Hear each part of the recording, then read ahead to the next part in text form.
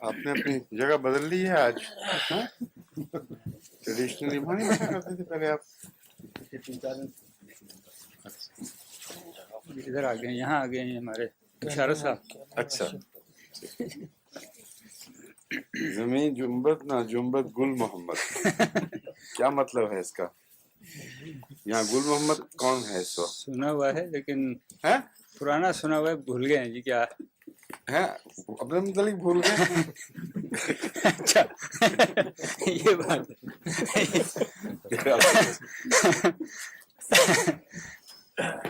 آپ کے گرد زمین گردش کر رہی ہے، کوئی ادھر سے ادھر جا رہا ہے، کوئی ادھر سے ادھر، لیکن گل محمد کی جگہ وہی ہے. گل محمد کس کو کہتے ہیں؟ کیوں تو تم بتاؤ. گل محمد پتہ کس کو کہتے ہیں؟ کس چیز کا نام ہے گل محمد؟ کوئی بتائے. بڑے بڑے یہاں اردو دان اکٹھے ہوئے ہیں. محمد کا پھول. ہاں لفظی ترجمہ تو ٹھیک ہے، لیکن کس کو کہتے ہیں؟ پولر سٹار، قطبی ستارے کا نام گل محمد ہے. اچھا تو محاورہ ہے زمین جنبت اچھا نہ جنبت گل محمد.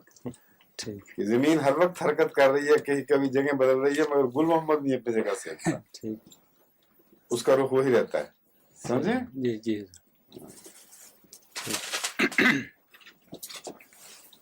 آج سلشوری کیسے ہم نے شروع کیا ہوا تھا؟ جی حضور، ٹھیک ہے.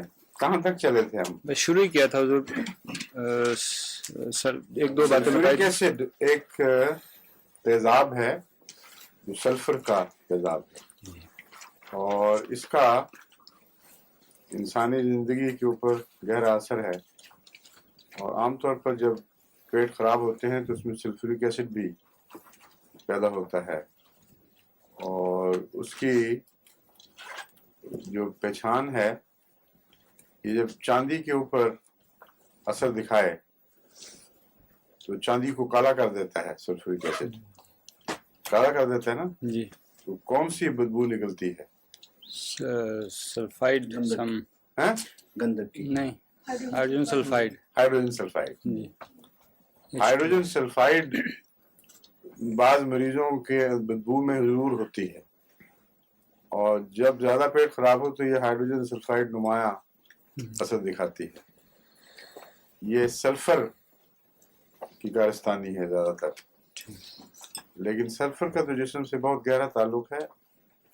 فی الحال میں آپ کو ایسڈز کے متعلق بتاتا ہوں کہ سب ایسڈز کے اندر بعض بنیادی باتیں ہیں جو ہر مریض میں اثر دکھائیں گی. ایک لفظ بار بار آپ ہومیوپیتھی کتابوں میں پڑھیں گے، ایسڈ ڈیبلٹی. ایسڈ ڈیبلٹی، جب بھی جسم میں کسی تیزاب کا بھی اثر زیادہ ہو جائے تو اچانک جسم سے طاقت نکلتی ہوئی محسوس ہوتی ہے، اور اچھا بڑا جسم ویسے، لیکن جان نہیں رہتی جسم میں. اور عام طور پر ہارٹ برن کے ساتھ بھی ایسڈ ڈیبلٹی کا کیس ہو جاتا ہے. جن کو زیادہ یعنی محسوس نہیں ہوتا مگر کھٹی چیزیں کھاتے رہتے ہیں اور ویسے سمجھتے ہیں کوئی تکلیف نہیں ہوئی، لیکن جب بلڈ اپ ہو جاتا ہے تو اچانک جسم کی طاقت جواب دے جاتی ہے، اور ڈاکٹر معائنہ کریں گے، ہر لحاظ سے وہ ٹھیک ٹھاک ہوں گے، لیکن اندرونی طور پر طاقت نہیں ہے. یہ ایسڈ ڈیبلٹی ہے. اور اس کا کیا وجہ ہے، کیوں اثر اس طرح ہوتا ہے، مجھے علم نہیں. کیوں ڈاکٹر صاحب آپ کے علم میں ہے؟ لیکن کیا یہ محاورہ ایلوپیتھک میں بھی ملتا ہے ایسڈ ڈیبلٹی کا؟ کہتے ہیں ڈمپنگ سنڈروم. جی اسی میں یہ اس قسم کی سنڈروم مینز ہاں ٹھیک ہے، کوائٹ رائٹ. لیکن اگر آپ مثلا ایسے مریض کو دیکھیں جس نے اورنجز زیادہ کھا لیے ہوں تو اچانک اس کو ایسڈ ڈیبلٹی ہوگی، اور مریض یہ سمجھتا ہے بعض دفعہ کہ وہ ہو گیا ہے، دل کی تکلیف ہو گئی ہے. معمولی حرکت سے بھی وہ سارا جسم معلوم ہوتا ہے اس سے جان نکل گئی، سینسیشن سی پیدا ہوتی ہے کمزوری کی. لیکن یہ ایسی ڈیبلٹی ہے جس کا کوئی اس دل کے ساتھ تعلق نہیں ہے. اور ایسا مریض بسا اوقات خود یا بعض دفعہ ڈاکٹر ایسے مریض کو ہسپتال بھیج دیتے ہیں ہارٹ اسپیشلسٹ کے پاس، اور ویسے وہ ٹھیک ٹھاک ہوتا ہے، مضبوط. تو یہ میں آپ کو اس لیے بتا رہا ہوں کہ بہت سے ایسے مریض آپ کے علم میں آتے رہیں گے جن میں اصل بنیادی وجہ ایسڈ ڈیبلٹی کی ہے. مجھے اس کا خود تجربہ ہوا ہے کسی زمانے میں، جب میں ویسے بڑی ایکٹیو زندگی تھی، ہر قسم کی کھیلوں میں حصہ لے رہا تھا، لیکن سر درد کا جو مجھے دورہ ہوا کرتا تھا وہ بعض خاص دواؤں سے ٹھیک ہوتا تھا، ورنہ ٹھیک نہیں ہوتا تھا. مثلا سینڈول ایک کلکتہ میں ملا کرتی تھی، وہ ابا جان سے کبھی کبھی مل جاتی تھی، مگر اگر نہ ملے تو پھر ایسپرین کھانی پڑتی تھی. ایسپرین بعض 5 ٹکیاں کھا کے تو پھر سر درد کو کچھ فاقہ محسوس ہوتا تھا، لیکن اس کے نتیجے میں جس معدہ جل جاتا تھا اور پیشاب میں بھی اس کی گردے کی اوپر اثر ظاہر ہو کر جلن کی کیفیت آنا شروع ہو جاتی تھی. تو شروع میں تو مجھے پتہ نہیں لگا، میں کرتا رہا ایسے. ایک دن ایک دم بالکل طاقت ختم ہو گئی. میرا پیر گھر، میں اس وقت مجھے یاد لیٹا ہوا تھا، بالکل جسم سے جان نکل گئی اور کچھ سمجھ نہیں آتی تھی ہو کیا رہا ہے. میں نے کہا میں ہاتھ بھی ہلاؤں گا تو لگتا ہے کہ دل ناکام ہو جائے گا، دل دھڑکنا بند کر دے گا مطلب ہے. تو ڈاکٹرز بلائے گئے، سب نے آ کے دیکھا، بلڈ پریشر بھی نارمل تھا، ہر چیز دوسری ٹھیک تھی، لیکن پھر وہ ECG بھی ہوا، پتہ لگا دل بالکل ٹھیک ہے. تو اس زمانے میں نے ابھی ہومیوپیتھک نئی شروع کی تھی، پہلے شروع میں تو نہیں تھی کی، اس زمانے میں تو نہیں کی تھی ابھی، مگر کچھ دیر اسی طرح سفر کرتا رہا. بعض 15 دن بستر سے باہر نہیں نکلا، اور یہی جو تھا نا خوف کے بس کمزوری، ہاتھ ہلا اور ایک دم جان نکلی. تو رفتہ آہستہ آہستہ واپس آئی، لیکن اس لیے کہ اس عرصے میں غذا کی احتیاط خود بخود ہو گئی، لیکن مجھے پتہ نہیں تھا کہ ہو کیا رہا ہے. بعد ازاں جب ہومیوپیتھک بھی شروع کی اور پھر یہ اٹیک ہوا، تو مجھے اس وقت علم ہو گیا تھا کہ یہ جن دنوں میں مالٹے کھاتا ہوں ان دنوں میں مجھے یہ تکلیف ہوتی ہے. تو ایسڈ کے ساتھ تعلق اس کا ایک جوڑ لیا. نکسوامی کا کہ 2 خوراکیں 15 منٹ کے وقفے سے میں نے کھائیں، اور یوں جس سرج کرتی ہے نا کوئی چیز واپس، اس طرح جان ساری واپس آئی اور اسی وقت اٹھ کے کھڑا ہو گیا، دوڑنا پھرنا شروع کر دیا، بالکل نارمل ہو گیا. اس کے بعد لمبے عرصے تک میں نے اپنے پر یہی دیکھا کہ جہاں ایسی غذا کھائی جائے جس سے ایسڈ بڑھ جائے، کم سے کم میرے کیس میں نکسوامی کا 30 فوری اثر دکھاتی تھی. اور ایسڈ ڈیبلٹی کی ایک چوٹی کی دوا یہ بھی ہے. بعض دفعہ بعض لوگوں کو چاول سے الرجی ہوتی ہے، چاول کھائیں، پلاؤ کا شوق ہے، کھا لیا، لیکن اس کے بعد کمزوری اور ایسڈ بڑھ جاتا ہے. اس میں بھی نکسوامی کا اچھی ہے. حالانکہ چاولوں کے متعلق کتابوں میں نقص نہیں ملتا. چاولوں کے متعلق نیٹرل سلف کہتے ہیں، کیونکہ ہومیوپیتھس نے ایک ذہن میں ایک تھیوری بنائی ہوئی ہے، ایک نظریہ قائم کیا ہوا ہے کہ وہ فصلیں جو زیادہ پانی مانگتی ہیں وہ ہائیگروسکوپک فصلیں ہیں، یعنی پانی جذب کرنے والا مادہ ان میں ہے. ان میں چاول ایک ہے. چاول میں ویسے بھی پرسنٹیج پانی کی کافی ہوتی ہے. تو کہتے ہیں جس کو اس سے تکلیف بڑھے اس کو وہ نمدار موسموں کی دوائیں، نمدار بعض دفعہ علاقوں کی دوائیں ہوتی ہیں. نیٹرم سلف ان علاقوں کی دوا کہلاتی ہے. تو نیٹرم سلف کی طرح ذہن جاتا ہے اگر چاول وغیرہ کھاؤ اور اس سے کوئی تکلیف بڑھے. لیکن میں نے استعمال کر کے دیکھی، لوگوں پہ استعمال کروائی، کوئی خاص فرق نہیں پڑا، لیکن نقص نے ضرور فائدہ دیا ہے. اسی طرح نقص مفید ہے. گوشت بعض دفعہ زیادہ کھایا جائے، بعض لوگ باربیکیو کر دیتے ہیں یہاں، اور باربیکیو میں بعض دفعہ بے احتیاطی ہو جاتی ہے، تو اس میں بھی نقص کی 1-2 خوراکیں کھا لی جائیں تو گوشت کا بد اثر نہیں ہوتا. ہاں البتہ اگر گوشت خراب ہو تو اس کا علاج پھر پیروجن ہے. نقص کا صرف جو سطحی اثرات ہیں ان کے خلاف کام کرے گا، لیکن جو گہری بیماری ہے اس میں پیروجنم زیادہ ضروری ہے، اور سلفر بھی کام آتی ہے اس میں. تو سلفیورک ایسڈ ڈیبلٹیز میں ایک نمایاں حیثیت رکھتا ہے، اور لگتا ہے کہ ساری جسم سے جان نکل گئی ہے. جو سلفیورک ایسڈ کا کیس ہے اس کا چہرہ سیلو اور جیسے یرکان تو نہیں، مگر یرکان کا مارا ہوا مریض جس کی جلد اس کی مینڈک کے پیٹ کی طرح ادھر ہو جائے. عام طور پر سلفیورک ایسڈ کے کرونک مریضوں میں جو لمبے ہو گئے ہوں اسی قسم کا چہرہ دکھائی دیتا ہے. تو یہ جب یہ ایسا چہرہ نظر آئے تو ہائپر سلف کی بھی یاد کراتا ہے، اور سلفورک ایسڈ کی بھی اور بیسیلینم کی بھی.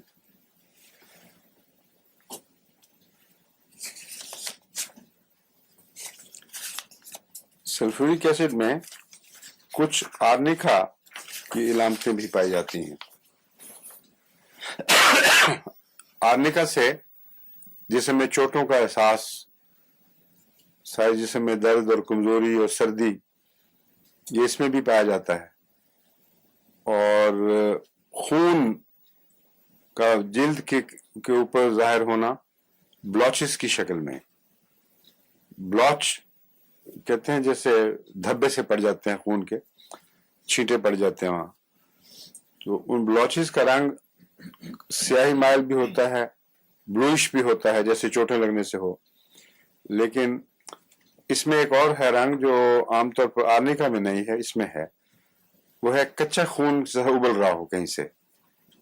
اس میں ہائپر سلف کو بہت اہم ایک مقام حاصل ہے. یہ ایسے مریض جن میں کچھ سمجھ نہ آئے کیوں اچانک جسم کی بعض حصوں پر خون ظاہر ہونا شروع ہو گیا ہے، خون کے چھالے سے بن جاتے ہیں اور پھر وہ پھیلنے لگتے ہیں. اگر تو ایک جگہ ہو تو انسان سمجھتا ہے کہ وہاں کوئی رپچر ہو گیا، کسی کو پھٹ گئی رگ، لیکن یہ ایک اندرونی بیماری کا مظہر ہے.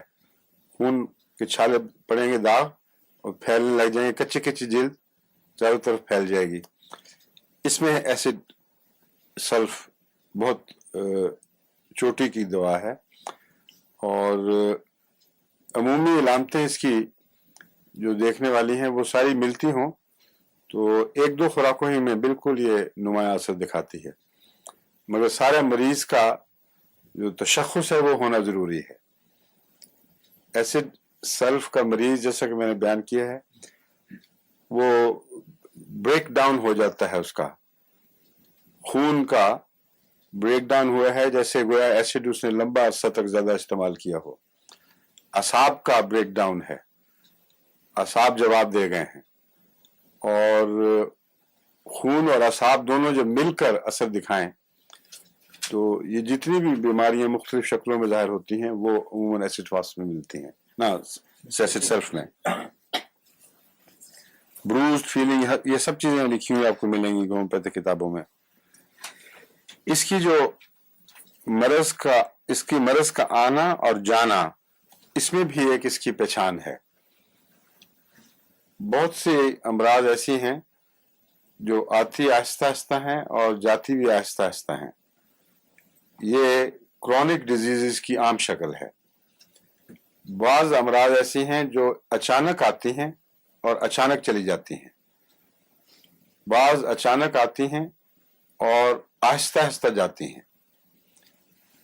یہ جو علامتیں آپ کو اکثر ہومیوپیتھی کتابوں میں لکھی ہوئی ملیں گی، لیکن جب تک آپ ان کی وجہ نہ سمجھ جائیں اس وقت تک آپ کے لیے موقع پر تفریق کرنا صحیح اور غلط دوا میں یہ ممکن نہیں ہوتا.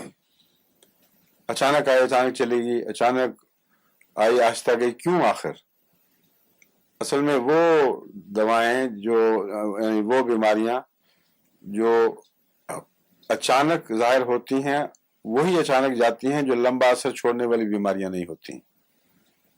خطرہ پیدا ہوتا ہے اگر تو مریض اس میں مر گیا تو گیا، بچ گیا تو کوئی لمبا اثر پیچھے چھوڑتی نہیں، اس لیے وہ اچانک آتی ہے اور اچانک چلی جاتی ہے۔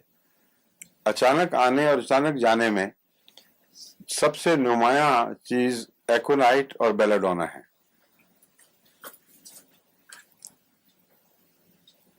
اچانک جا تو سکتی ہیں مگر اچانک بعض دفعہ مریض کو بھی ساتھ ہی لے جاتی ہیں، کیونکہ ان میں وائلنس بہت ہے۔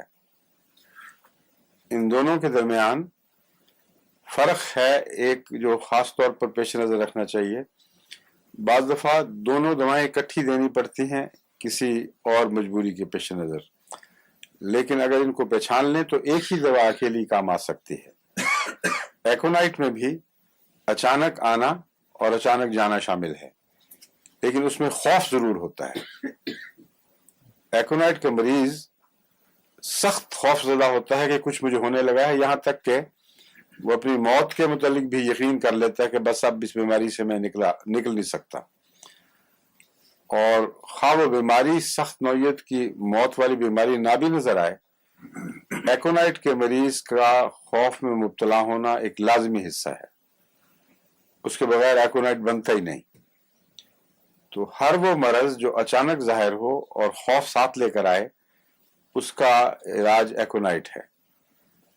اور اگر اچانک ہو اور وائلنس بہت ہو اس میں لیکن خوف نہ ہو، بعض دفعہ مریض ڈل اور بحث ہو جاتا ہے اس بات میں، یعنی شدید طور پر ایک عضو ہے جو پھول گیا ہے، پھٹنے لگا ہے، تپکن ہے، درد ہے، لیکن یہ وہم نہیں ہے کہ میں مر رہا ہوں یا کوئی خطرناک چیز ہے، وہ بیلاڈونا ہے۔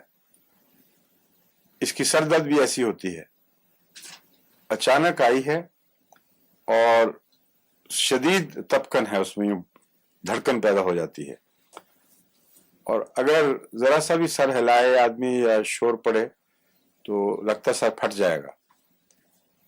لیکن اگر بیلاڈونا کی ایک خوراک آپ دے دیں 200 میں تو اتنی جلدی جاتی ہے کہ آدمی بعض دفعہ سوچ بھی نہیں سکتا کہ اتنی تیز بیماری ہٹ سکتی ہے، جس تیزی سے آئی ہے اسی تیزی سے غائب۔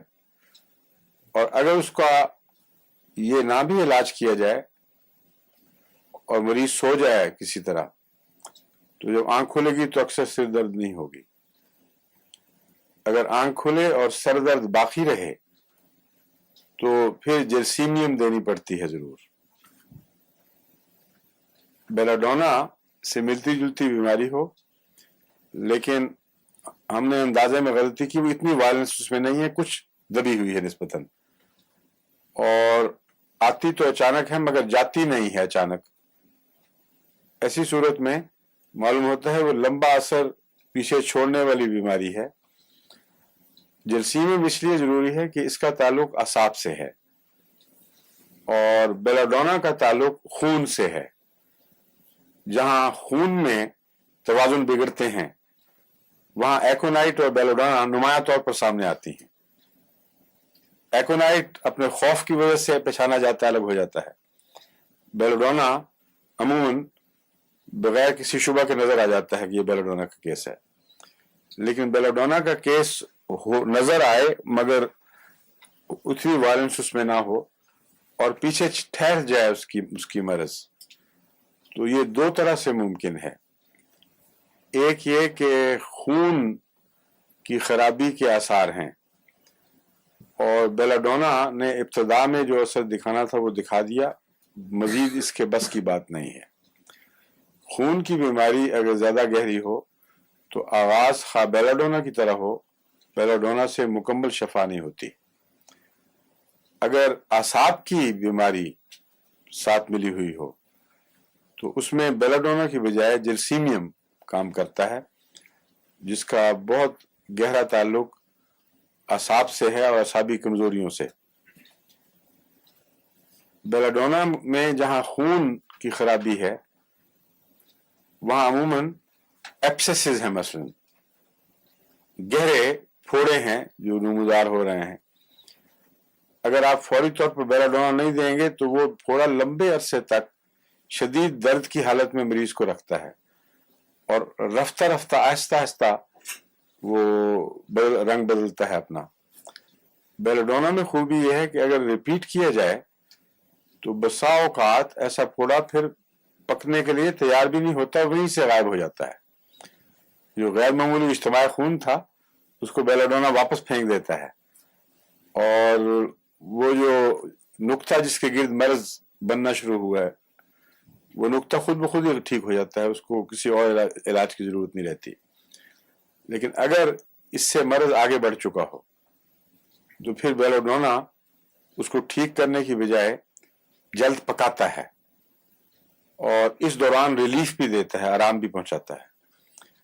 और जो जो बेलाडोना बार बार खाएंगे बहुत तेजी के साथ थोड़ा नरम हो जाएगा, उसकी वायलेंस में कमी आ जाएगी और फिर उसकी दूसरी दवाओं की जरूरत पड़ती है। बाद दफा सिलीशिया देनी पड़ती है, बाद दफा और दवाएं देनी पड़ती हैं। हेपरसल्फ बेलाडोना के बाद बड़ा अच्छा काम करती है। तो ये जो एसिड सल्फ है इसमें भी इस किस्म की गहरी खून की खराबियां भी पाई जाती हैं, जो एब्सेसिस भी बन जाते हैं, जिल्द पर भी अमराज जाहिर होती हैं। और उसके साथ एक शर्त यह है कि कमजोरी और रंगत की खराबी, और बहुत ज़्यादा सेंसिटिव हो जाता है मरीज। इसकी जो सेंसिटिविटी है दर्दों वगैरह में, ये रूटा की याद कराती है। रूटा में भी और स्टेफिसेग्रिया में सबसे ज्यादा सेंसिटिवनेस पाई जाती है।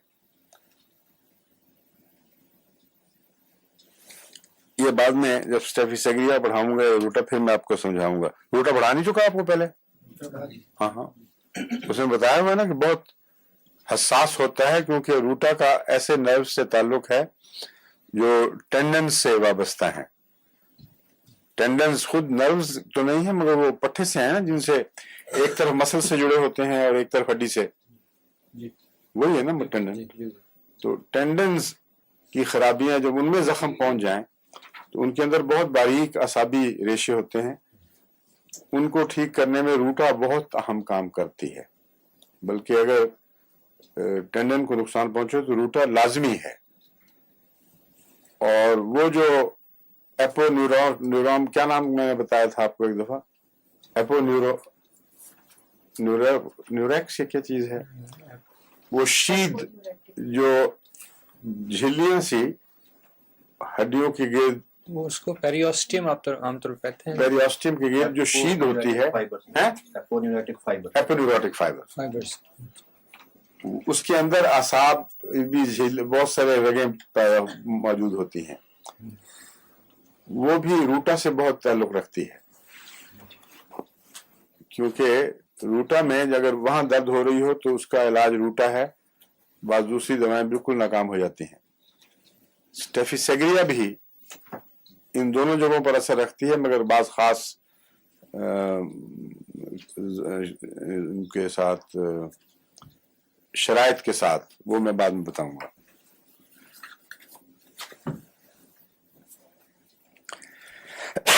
मैंने आपको बताया था कि ये आर्निका से मिलती जुलती है ना, इसके खून का बाहर निकलना, इसके जिस सारे जिस्म में दर्दें और दर्दों का आहिस्ता आहिस्ता आना, ये इसकी खास अलामत है। लेकिन दर्द छोड़ती अचानक है। अब ये जो चीज है ये इसको बाज दूसरी बीमारियों दवाओं से बहुत नुमाया तौर पर अलग करके दिखाती है। शक्ल इसकी वो दिखाई दे रही थी जिससे ब्रेक डाउन हो गया है और इंसानी जिस्म हुआ कि हर पहलू से काम करना छोड़ बैठा है, यूं लगता है। इतनी खतरनाक शक्लें दिखाई देती हैं चेहरे। लेकिन ऐसी बीमारियां अचानक छोड़ा नहीं करती, वो जरूर लंबा असर दिखाया करती हैं। तो मालूम होता है कि एसिड सल्फ की ज्यादती से जो बीमारियां बहुत खतरनाक और देर पा दिखाई देती हैं, वो होती देर पा नहीं है, वो सतही असरात हैं।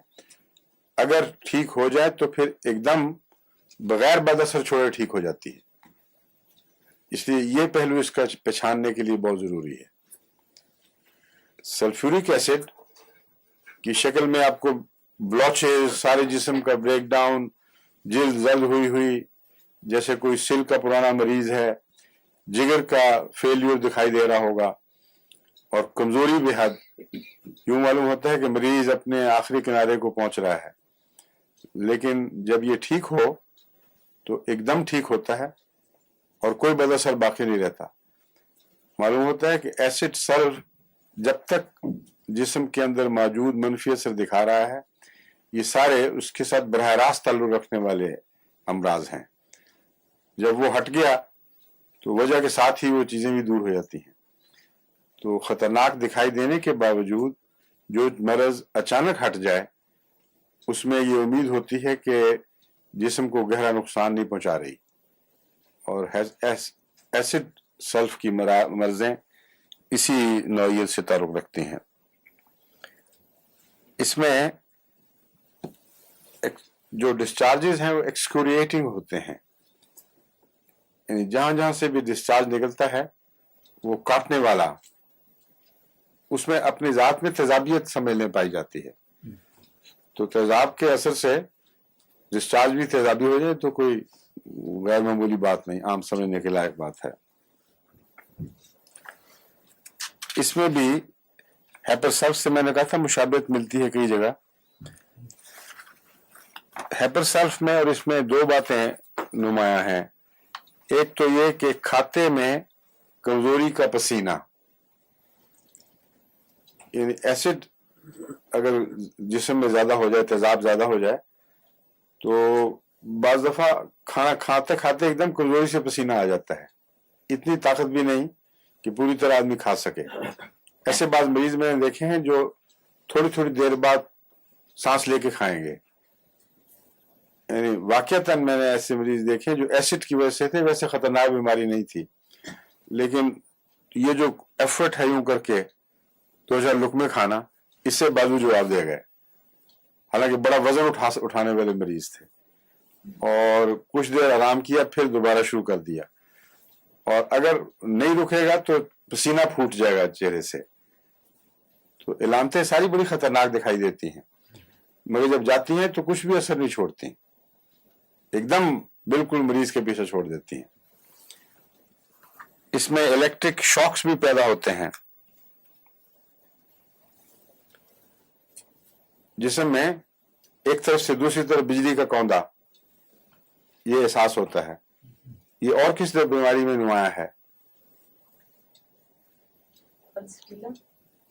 پلسٹیلا میں بھی کبھی کبھی، لیکن اور کوسٹیکم میں بہت نمایاں ہے۔ بجلی کے کوندے ایک طرف سے دوسری طرف جو چمکتے ہیں، یا درد کے کوندے، یہ کوسٹیکم میں نمایاں ہیں۔ مگر اس کے جو مریض کو بجلی کے شاکس محسوس ہوتے ہیں، بعض مریض وہ اس کو انجوائے کرتے ہیں، لطف محسوس کرتے ہیں۔ تو ہیپر سلف کے جو بجلی کے جھٹکے ہیں ان میں ایک تھوڑا سا مزہ بھی شامل ہے،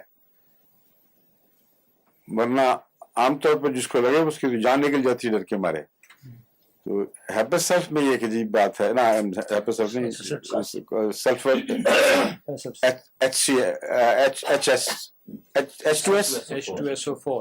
H2SO4 رائٹ۔ H2S تو گیس ہوتی ہے نا جو نکلتی ہے، ہائیڈروجن سلفائڈ۔ ہاں، گندے انڈے کی بو والی۔ جی بالکل ہاں بالکل۔ ہاں ہاں۔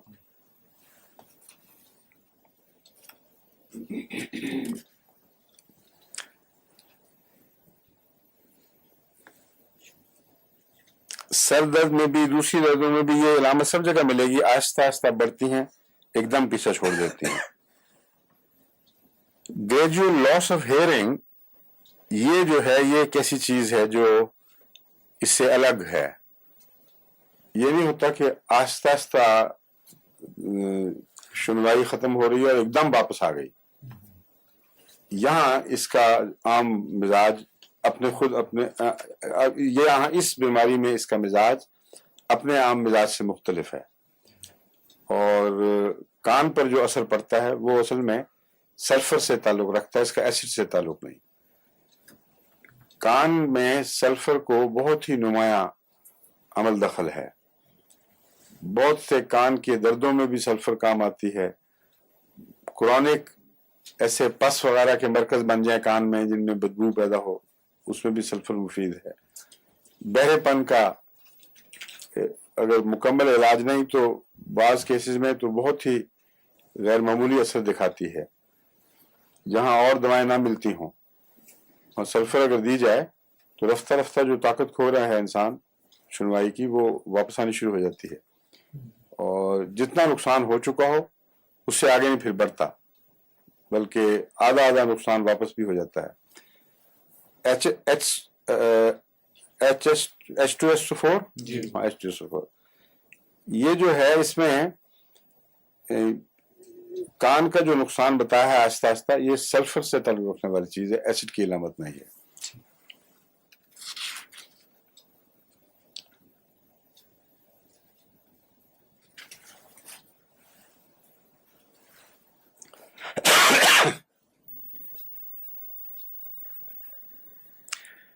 आमतौर पर इसके एक राइजा में, यानी नाक से निकलने वाले जो मादे हैं, उनके साथ इसकी जो कुव्वत क्या कहते हैं, शमामा है, शामा कुव्वत शामा पर भी असर पड़ जाता है, और कुव्वत शामा की कमी में ये बहुत नुमाया है।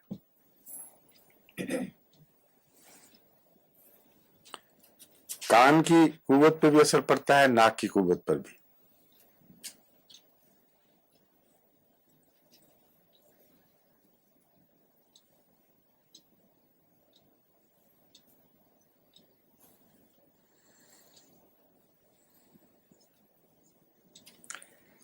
दांतों में भी नोवेल्जिया हो जाता है इसका, और उसकी भी यही अलामत है कि एकदम आहिस्ता आहिस्ता बढ़ता है और शदीद नौयत इख्तियार कर जाता है, लेकिन जब छोड़ेगा तो एकदम छोड़ देगा, तो कोई लंबा गहरा बदअसर पीछे नहीं छोड़ के जाता।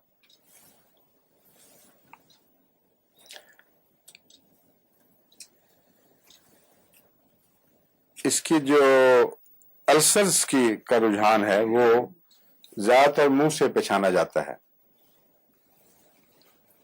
ऐसे मरीजों के मुंह में अक्सर कोई ना कोई शोर, कोई जख्म, कोई गले के अंदर जख्म, और मुंह कच्चा और जख्मी होता है।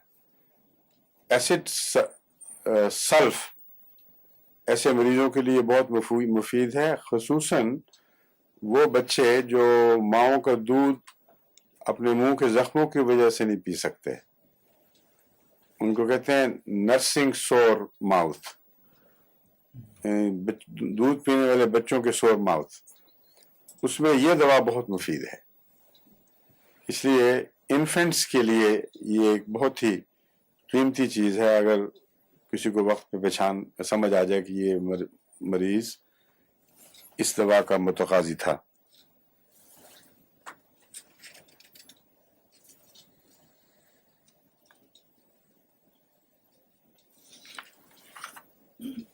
जितने भी एसिड्स हैं, इनकी बीमारियों में मैदे का ब्रेकडाउन एक तभी बात है, लेकिन बाज ऐसे हैं जिनमें सांस की बदबू शामिल नहीं होती। वो एसिड जो मैंने मिसाल के तौर पर दिया है, खट्टा खाने की वजह से, खट्टी चीजें खा ली, मैदा ब्रेकडाउन होता है, डिबिलिटी पैदा हो जाती है, लेकिन ब्रेथ खराब नहीं होता। लेकिन इसमें चूंकि बराह रास्त एसिड बढ़ने से नहीं होता मैदे में, बल्कि सारे निज़ाम के साथ कुछ इसका ताल्लुक है, इसलिए इसका मरीज हमेशा बहुत बदबूदार सांस रखता है। और सल्फ्यूरिक एसिड के मरीज की वो सांस की बदबू भी कुछ खट्टी पाई होती है, हेपेसल्फ से मिलती जुलती, और बड़ी ऑफेंसिव होती है। और इसी तरह इसका फ्लैटस भी बड़ा ऑफेंसिव होता है, क्योंकि उसमें वो अलामत पाई जाती है H2S वाली।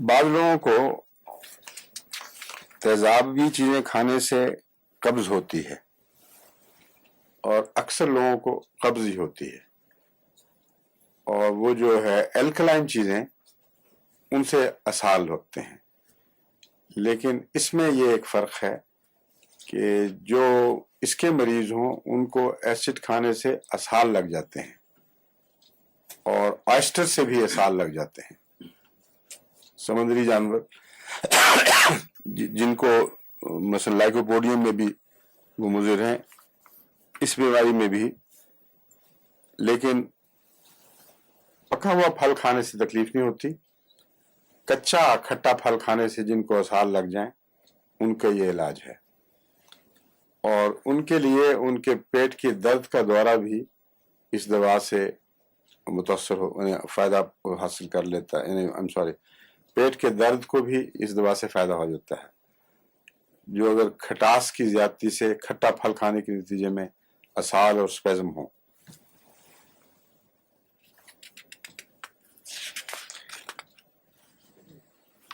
اس میں ایک عجیب بات ہے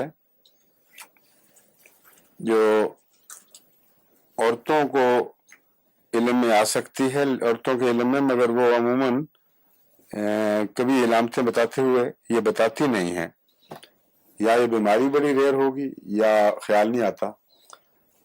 مینسز کے دنوں میں نائٹ میئرز اگر شروع ہو جائیں تو اس کی یہ دوا ہے، یعنی جن دنوں میں مینسز ہوں ان دنوں میں رات کو خوفناک خوابیں۔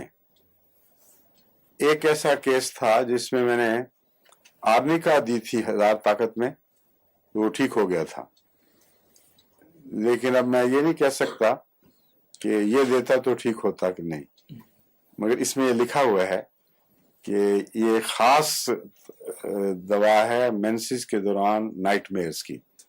نائٹ میئرز پتہ کیا ہوتی ہیں مسلم؟ کبھی آئی ہیں؟ نہیں، مینسز کی دوران نہیں کہہ رہا، ویسے معلوم ہے وہ نائٹ میئرز تو مردوں کو بھی آتی ہیں، سب کو آتی ہیں، خوفناک خوابیں۔ اگر خوفناک خوابیں آئیں تو اگر یہ دن کو بخار ہے، تکلیف ہے، اور رات کو خوابیں آئیں تو دراصل اس کا وہ آرنیکا کا کیس ہوتا ہے اکثر۔ یہ میں آپ کو پہلے خوب تفصیل سے ایک دفعہ سمجھا چکا ہوں، کیونکہ رات کے وقت وہ اندر کی جو تکلیف ہے، انتڑیوں وغیرہ کا دکھ اور سارا جسم کا، وہ سب کانشیس مائنڈ پر اثر کر رہا ہوتا ہے، اور اس کو انسان سوتے میں جو بے چینی محسوس کرتا ہے وہ خوابوں کی صورت میں محسوس کرتا ہے۔ تو ایسے مریض کو آپ آرنے کا 1000 طاقت میں دے دیں تو بعض ایک ہی خوراک سے ٹھیک ہو جاتا ہے بالکل۔ میرے پاس ایسے واقعات کئی ہوئے ہیں کہ جب یہ مجھے اندازہ ہو گیا کہ دن کی بیماری ہے جو رات کا خوف بنتی ہے تو اس میں آرنے کا بہترین کام کرتی ہے، اور اگر وہ خوف رات کا بھی ہو اور دن کا بھی ہو تو پھر کون سی دوا ہے؟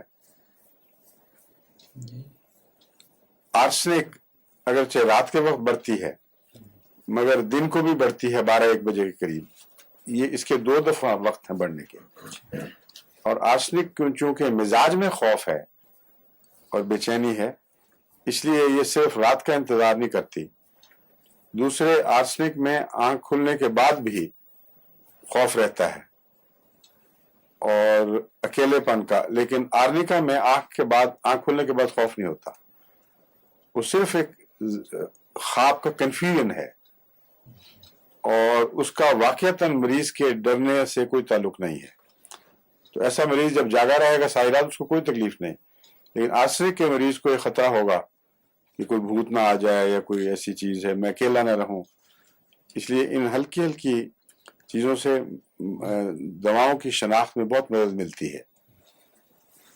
اس میں کیا بتایا آپ کو میں نے، یہ کیا کرتا ہے، یہ مینسز کے دنوں میں جو تکلیف ہوتی ہے خوابوں کی اس میں مفید ہے، جس کا مطلب ہے کہ مینسز میں ضرور کوئی تکلیف ہوتی ہوگی،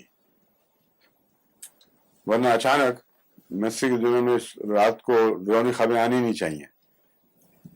کوئی بے چینی ہے، تکلیف ہے جو واضح نہیں ہو سکی لیکن مریضہ خوش نہیں ہے اس حالت میں، اس کو رات کو خوابیں آئیں تو یہ دوا ملنی چاہیے، اور اس سے اس کا مینسز بھی ٹھیک ہوتے ہیں، یہ ہے اصل بات۔ صرف خوابیں نہیں، خوابیں رہنمائی کرتی ہیں تکلیف کی طرف.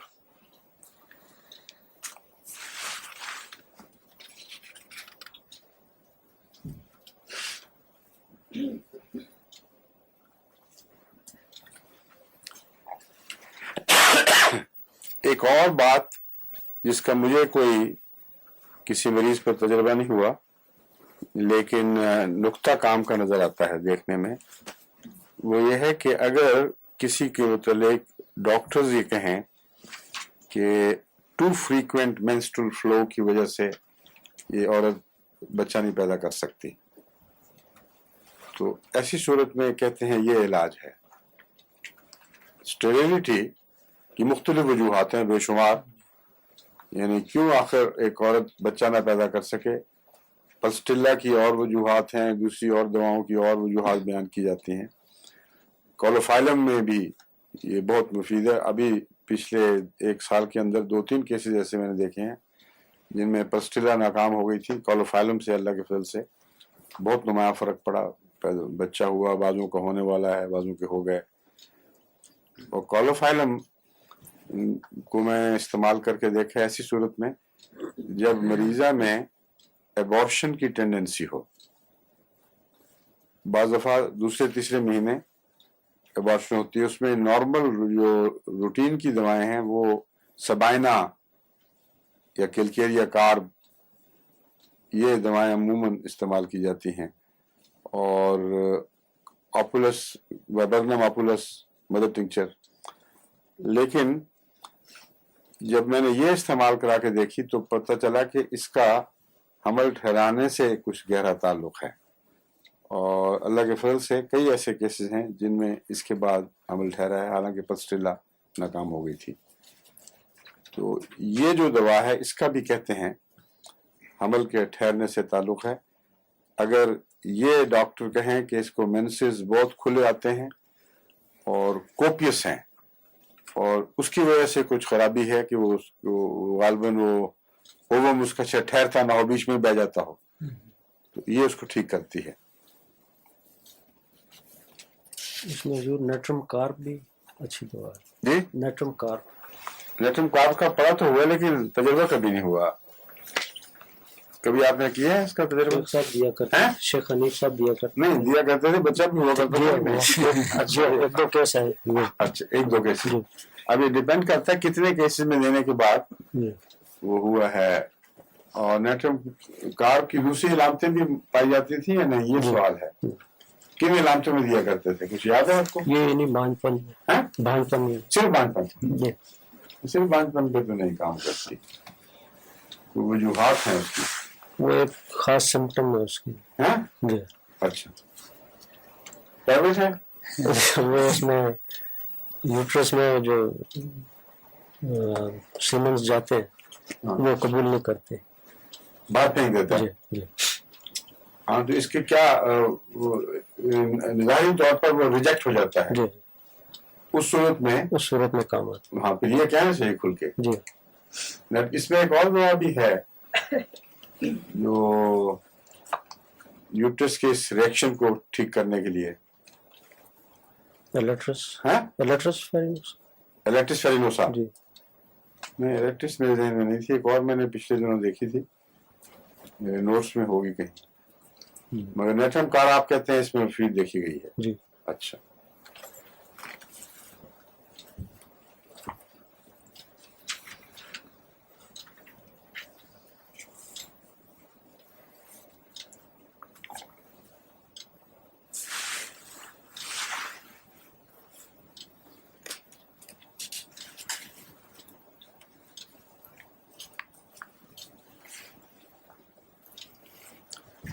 اس میں وہ جو کمر کی ساری بیک یعنی کمر پر کسی ایک جگہ نہیں بلکہ عمومی کمزوری کا احساس رہتا ہے اوپر سے نیچے تک. اور ایسا مریض جب کھڑا ہو یا بیٹھا ہو تو وہ اس کا لیٹنے کو دل چاہتا ہے، یا چلتا رہے تو ٹھیک رہے گا یا لیٹ جائے. کھڑا ہونا اور بیٹھنا دونوں اس کے لیے مشکل ہیں.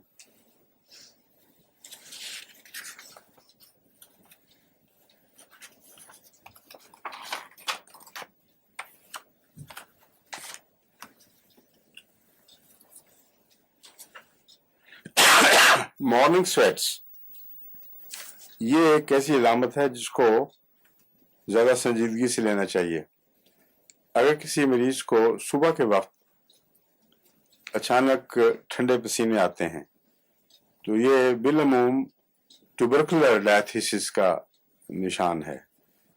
ट्यूबरकुलर डायथिसिस का मतलब है जिसके अंदर सिली मादा या मौजूद है या ऐसे ख़ानदान का फ़र्द है जिसके अंदर पुरानी हिस्ट्री है सिल की, और इसके साथ अगर सुबह का डायरिया यानी असहाल अचानक जो उसको दौड़ा कर ले जाए टॉयलेट की तरफ, ये अगर मिल जाए तो फिर ये कतई बात है कि दरअसल ये ट्यूबरकुलर जहर है जो असर दिखा रहा है। उसमें एसिड सल्फ बहुत अच्छा काम करने वाली है। हेपरसल्फ में भी ये बात पाई जाती है। मॉर्निंग स्वेट्स, हेपरसल्फ में असल में सारी रात के स्वेट्स शामिल होते हैं, नाइट स्वेट्स, तो इसलिए शायद मरीजों को ये ना पता चलता हो कि सुबह का जो स्वेट है ये अपनी जात में उस तरफ इशारा कर रहा है। वो सुबह का स्वेट भी रात के स्वेट्स का हिस्सा बन जाता है। ट्यूबरकुलोसिस में हुजूर खास अलामत देखी जाती है नाइट स्वेट्स जी, ट्यूबरकुलोसिस में हम भी देखते हैं नाइट स्वेट्स देखते हैं ना, अलामत जी। हाँ, तो नाइट स्वेट्स तो इसमें भी हैं, मॉर्निंग स्वेट्स भी हैं, लेकिन जो फर्क एक और है वो सुबह का असहाल है। ठीक, वो एलोपैथी में पता नहीं देखा जाता कि वो नहीं, नहीं, इसमें बड़ा नुमाया बात है। सुबह जिन लोगों की भूख मिट जाती है उनके लिए भी सल्फर बहुत अच्छी दवा है, और सीपिया भी है। सीपिया और सल्फर का फर्क यह है कि सीपिया में सुबह कुछ मतली भी पाई जाती है और सीपिया में 11 बजे भूख नहीं होती। सल्फर इस लिहाज से सीपिया से बिल्कुल नुमाया पहचाना जाता है। सल्फर में सुबह के असहाल या कब्ज दोनों बातें बड़ी सख्ती पाई जाती हैं नुमाया, और इसमें सुबह के वक्त बिल्कुल दिल नहीं चाहता कुछ खाने पीने को, ज्यादा से ज्यादा चाय की प्याली मरीज पी लेगा, लेकिन दोपहर के खाने से घंटा डेढ़ घंटा पहले अचानक शदीद खुजली सी होती है और मालूम होता है नॉइंग जिसको कहते हैं ना, खुरच रहा है कोई अंदर, और वो भूख बड़ी नाकाबिल बर्दाश्त उठती है एकदम। ये सल्फर की अलामत है, और सीपिया में वो नहीं है। लेकिन सुबह के वक्त भूख का ना होना या खाने को अवर्शन ये सीपिया में भी पाई जाती है।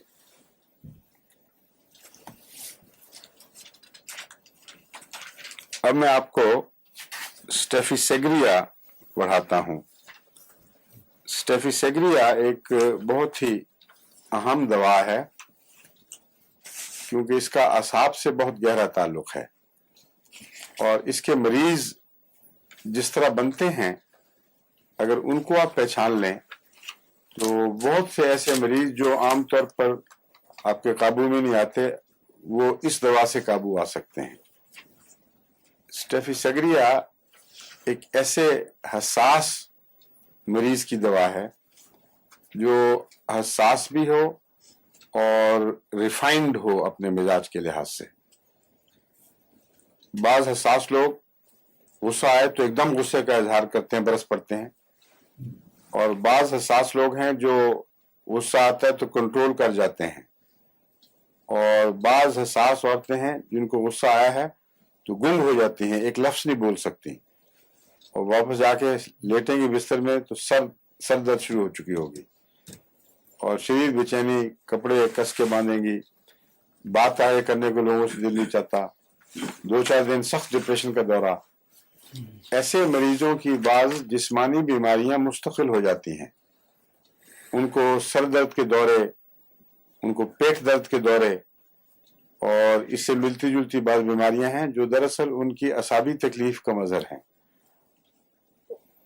हर वो बीमारी जो गुस्सा और तकलीफ और शर्मिंदगी बर्दाश्त करने के नतीजे में हो, उसमें स्टेफिसेग्रिया को अव्वल मर्तबा हासिल है। सबसे पहले इसकी तरफ ध्यान जाना चाहिए। गम से हो अगर तो वो और चीज है, अगर जब वो भी सप्रेशन है लेकिन उसमें स्टेफिसेग्रिया काम नहीं आती, اس میں اگنیشیا ہے، اور کون کون ہے، ایمبراگریسا ہے. گہرا اثر اگر لمبا ہو جائے اور دماغ پر پڑ جائے تو نیٹرمیور ہے. تو یہ سارے غم سے تعلق رکھنے والے مریضوں کا حال ہے.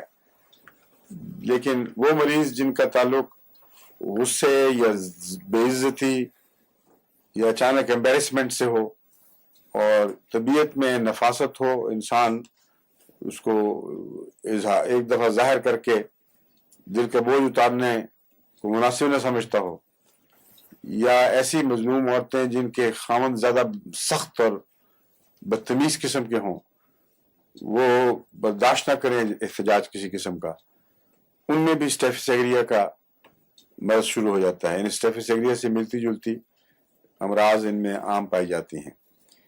ان کے اندر سب سے بڑا نمایاں ان کے مزاج کا سب سے بڑا نمایاں حصہ یہ ہے کہ سینسٹیوٹی بہت زیادہ ہے. کیونکہ غصہ سپریس ہو گیا ہے، وہ نروز کے اوپر کودتا ہے، اور عام چھوٹا سا ایک زخم جو دیکھنے میں معمولی ڈاکٹر سمجھے گا کہ ایسا نہیں، غلطی سے ہاتھ بھی لگا دے تو مریض کو لگے گا کہ دورہ پڑ جائے گا، سارا جسم سپیزماٹک ہو جائے گا، اتنا سینسٹیو ہوتا ہے. اور اس کے پائلز بھی بے حد سینسٹیو ہوتے ہیں، اور مریضہ بعض چھوٹی چھوٹی باتوں میں اتنی تکلیف کا اظہار کرتی ہے کہ عورتیں دوسری شریکے والیاں وہ اس پر آنکھیں مارتی اور ہنستی کہ دیکھو یہ بن رہی ہے. اور بعض ڈاکٹروں کو بھی کہتے ہیں جی بنتی ہے یوں ہی، آپ فکر نہ کریں، یہ اس طرح اس کو عادت ہے. حالانکہ اس کے بننے کا کوئی سوال نہیں، اس کے اعصاب میں اتنا تناؤ ہوتا ہے کہ وہ چھوٹی تکلیف سے بھی واقعتاً تکلیف زیادہ محسوس کرتی ہے، اور جتنا اس کو کہیں گے بنتی ہے اتنا یہ تکلیف بڑھے گی، اور بعض دفعہ پھر بے ہوشی کے دورے شروع ہو جاتے ہیں. برداشت نہیں ہوتا تو ایک دم سون کر جائے گی مریضہ. تو ایسی مریضاؤں کو اسٹیفس ایگریا دینا ضروری ہے.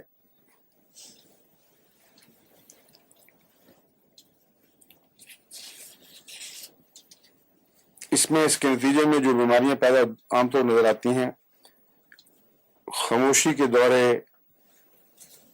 سلیپ لیس نائٹس، راتیں جاگ جاگ کے گزاری جا رہی ہیں، سارے جسم میں تھکاوٹ، برین فیگ، یعنی ایک دم بعض لفظ ہاتھوں سے نکل جاتے ہیں، سوچ کے دھاگے ہاتھ سے نکل جاتے ہیں، اب کچھ سوچ رہے تھے اب پتہ نہیں لگا کیا سوچ رہے تھے، فوری بات تو بھولنے لگ جاتی ہے،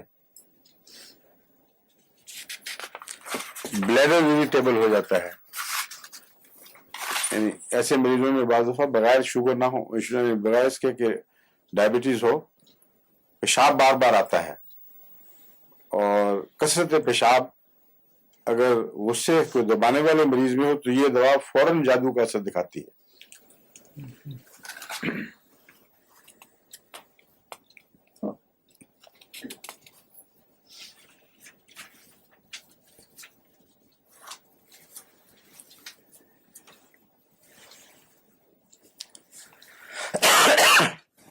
اس میں شنوائی کی طاقت بھی اور قوت شامہ بھی اور انگلیوں کے پورے بھی، یہ سارے زود حس ہو جاتے ہیں، اور معمولی سی آواز بھی وہ جار کرتی ہے تو مریض ہمیں کہتی ہے مگر وہ بچے ہوں گھر کے تو کہے گی آرام سے بیٹھو، وہ بیچارے آرام سے بیٹھے ہوتے ہیں، معمولی تھوڑا سا شور تو نکل ہی جاتا ہے، ہو ہی جاتا ہے یعنی، لیکن ایسے مریضہ کو بہت محسوس ہوتا ہے، بو بھی تیز محسوس ہوتی ہے.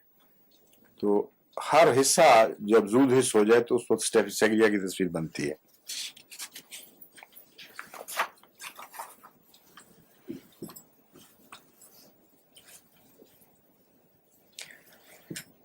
جلد پر بھی بیماریاں ظاہر ہوتی ہیں جو ایگزیمے کی شکل میں، سر کے اوپر مثلا ایگزیما ہوگا، اس میں بھی یہی علامت ہے جو اس کو نمایاں کرتی ہے. یعنی ایگزیمے میں دیکھنے میں اتنا زیادہ مواد نہیں، مگر شدید درد اور تکلیف ہے. جہاں بھی مرض سے بڑھ کر اس کا احساس دکھائی دے رہا ہو وہاں یہ دوا کام آتی ہے. नर्व्स के ऊपर ट्यूमर्स बन जाते हैं बाज दफा।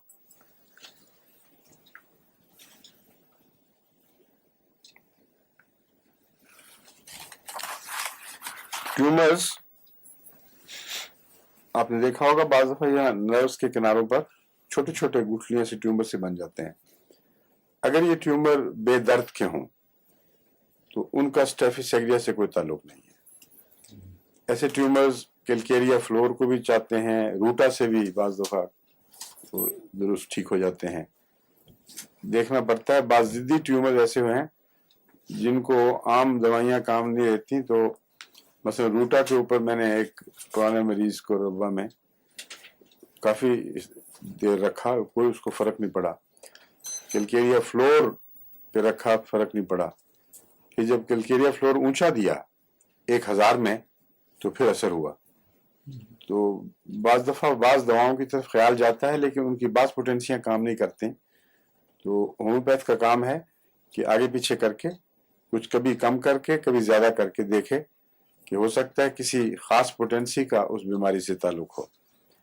मगर उनमें जो दर्द थी जो मुझे याद है वो दबाने से, ख़ास तौर पर दबाओ ज़ोर ज़ोर से करो तब दर्द महसूस होती थी, वरना नहीं थी। स्टेफिस एग्रिया के जो ट्यूमर्स हैं नर्व्स के, ये गैर मामूली सेंसिटिव होते हैं और इनकी दर्द की भी अलामत एक ये अजीब है कि वैसे पड़े रहें आराम से तो दर्द नहीं होती, लेकिन हाथ लग जाए सही अचानक दर्द छिड़ जाएगी। तो इसका मतलब है कि अपनी ज़ात में पेनफुल नहीं है, नर्व्स के गैर मामूली हसास होने की वजह से वो एहसास ज़्यादा, यानी हर चीज़ का एहसास ज़्यादा रखते हैं और दबाने से जो हरकत से तकलीफ होती है वो मामूली चीज़ है, हर एक को होनी चाहिए मगर उनको बहुत बढ़ जाती है। मर्दों में ये दवा प्रोस्टेट में मुफीद है। प्रोस्टेट ग्लैंड्स बढ़ जाएं तो पेशाब की तकलीफ शुरू हो जाती है और बहुत से मरीज जो हैं वो रूटीन की दवाओं में अमूमन काबू आ जाते हैं, उनके यानी मर्ज ठीक हो जाता है। बाज़ ऐसे हैं प्रोस्टेट के मरीज जिनमें आम दवाएं काम नहीं करती तो फिर मुख्तलिफ और वजूहात ढूंढनी पड़ती हैं। अगर स्टेफिस एग्रिया से मिजाज मिलता हो किसी का और प्रोस्टेट का यानी गुद्दा खुदामिया कहते हैं उसका मरीज हो, यानी पेशाब पीछे जो मसाने में पड़ा रह जाता है और पूरा निकलता नहीं क्योंकि आगे रोक बन जाती है और इस वजह से कभी भी इंसान महसूस नहीं करता कि मुझे अब तसल्ली हो गई है पेशाब करके आया, थोड़ी देर बाद फिर हुई क्योंकि पैर हर वक्त मसाना भरा रहता है और थोड़ा सा खाली हुआ फिर बाकी जल्दी फिर भर गया। और उसकी दूसरी खराबी यह है कि वहाँ इन्फेक्शन हो जाती है फिर, और इन्फेक्शन से फिर आगे और बीमारियां फैल जाती हैं। बाज़ दफ़ा यही जो इन्फेक्शन है गुर्दों में बैकवर्ड जाके गुर्दों को भी मऊफ कर देती है। तो जो इसको गुद्दा क़ज़ामिया कहते हैं या प्रोस्टेट ग्लैंड, इसका इलाज बहुत जल्दी ज़रूरी है। अगर इसका इलाज जल्दी ना हो तो बाज़ दफ़ा ये कैंसर में तब्दील हो जाता है और प्रोस्टेट ग्लैंड का कैंसर खतरनाक कैंसर में से एक कैंसर है जो बहुत ही मोहलिक साबित होता है और आमतौर पर इसका इलाज नहीं है। एलोपैथिक में जो ट्रीटमेंट करते हैं रेडिएशन वगैरह के जरिए, कीमोथेरेपी के जरिए, एक तो तकलीफ दे बड़ी है, दूसरे बिलाखिर वो फिर मदद आई जाती है और वहाँ से फैलकर और जगह भी चली जाती है। तो उसके लिए मैंने आपको एक दफ़ा एक नुस्खा बताया था जो बहुत से मामलात मरीजों में तीर बहादुर साबित हुआ है। क्या बताया था? क्यों जी डॉक्टर साहब? डॉक्टर साहब फेल हो जाए वहाँ उनकी दोनों अक्सर कामयाब हो जाती हैं। कोई और है? सिलिशियम हाँ बिल्कुल ठीक है। सिलिशिया सीएम 1,00,000 ताकत में बहुत ही हैरत अंगेज असर दिखाती है, लेकिन अगर बहुत ज्यादा दूसरी दवाइयाँ दूसरे इलाज शुरू हो चुके हों تو پھر اس کا اس طرح حیرت انگیز اثر ظاہر نہیں ہوتا جس طرح بغیر دوسرے علاج کے ہو. ایک پاکستان سے بھی کچھ عرصہ پہلے ایک کیس آیا تھا, اس کو 1 لاکھ طاقت میں نے دلوائی ہے, اور پھر اس کی اطلاع آئی کہ اب ڈاکٹر نے دیکھا کچھ بھی نہیں ہے, بالکل نارمل ہے. امریکہ سے ایک کیس آیا تھا, وہ بھی بالکل اسی طرح اس نے رد عمل دکھایا. تو 1-2 کی بات نہیں, کم سے کم میرا خیال ہے 7 ایسے کیسز میرے علم میں ہیں, یا زائد بھی ہوں گے, جن میں سلیشیا سی ایم نے جو 3 ہفتے کے بعد ریپیٹ کی ہے یا پھر 1 مہینہ 2 مہینے کے بعد ریپیٹ کی ہے, بالکل بیماری کو جڑ سے اکھیڑ دیا ہے. بلکہ ڈاکٹر بعض دفعہ کہتے ہیں کہ یہ غلطی ہو گئی ہوگی, یہ بیماری تھی نہیں, مگر ان کے ٹیسٹ بتا رہے ہوتے ہیں کہ تھی, اس لیے وہاں یہ مفید ہے. مگر اس کو رسک لینی نہیں چاہیے. کوئی دوائی بھی ایسی نہیں جس کے متعلق آپ 100% کہہ سکیں ضرور کام کرے گی. بعض موسم ہوتے ہیں, بعض ممالک پر میں بعض دوائیں اثر کرتی ہیں, اور بعض موسموں میں یا بعض سالوں میں وہ اثر اس طرح چھوڑ دیتی ہیں. اب یہ مسٹری ہے کیوں ایسا کرتی ہیں. مثلا پسٹیلا 200 ہے, عام طور پر بچہ اگر بریچ کیس ہو, سر اوپر اور پیٹھ نیچے ہو, تو 1-2 خوراکیں میں نے دیکھا ہے بالکل جادو کی طرح سے دکھاتی ہیں, مگر بعض کیسز میں یا بعض دنوں میں بالکل کوئی فائدہ نہیں. اب پچھلے دنوں میں میں نے پسٹیلا 200 دیکھی ہے, کسی کو فائدہ نہیں ہوا. اب اس وقت انسان حیران رہ جاتا ہے کہ کیا بات ہے. تو ہومیوپیتھک میں بھی کوئی ایسا جادو نہیں ہے جس کو آپ ایک دفعہ تو ساری عمر ضرور ہر دفعہ کام کرے. کئی عوامل ہیں, مثلا ستاروں کے اثرات ہیں, فضا میں جو جس کو کازمک انرجی ہے, اور کئی چیزیں ایسی ہیں جو ہومیوپیتھک سے زیادہ کثیف ہیں. اور یہ کہنا کہ ان کے اثرات نہیں ہوں گے یہ بالکل غلط ہے, ہومیوپیتھک کا انکار ہو جائے گا پھر. تو اگر ہومیوپیتھک جیسی لطیف چیز اثر دکھاتی ہے تو کائنات میں جتنی چیزیں اثر انداز ہیں ان کا کوئی نہ کوئی اثر پڑ رہا ہوتا ہوگا. تو ہو سکتا ہے بعض خاص ایام میں یہ کام بند کر دیں بعض دوائیں, بعض دوسرے ایام میں شروع کر دیتی ہوں, یا بعض امراض کی ایسی قسمیں ہیں جو کسی اور دوا کے قابو آئیں گی, اس کے نہیں آئیں گی. تو اس میں بھی اگر کسی کے علم میں آئے کہ کرائسس ہو اور بریچ کیس ہو, پسٹیلا سے ٹھیک نہ ہو رہا ہو, تو کوئی دوسری دوا اس میں کام آتی ہے کہ نہیں, تو وہ مجھے لکھے. اب کہتے ہیں وقت ہو گیا ہے, اس لیے اجازت چاہتے ہیں. کل پھر انشاءاللہ, کل ہے نا ہماری بات.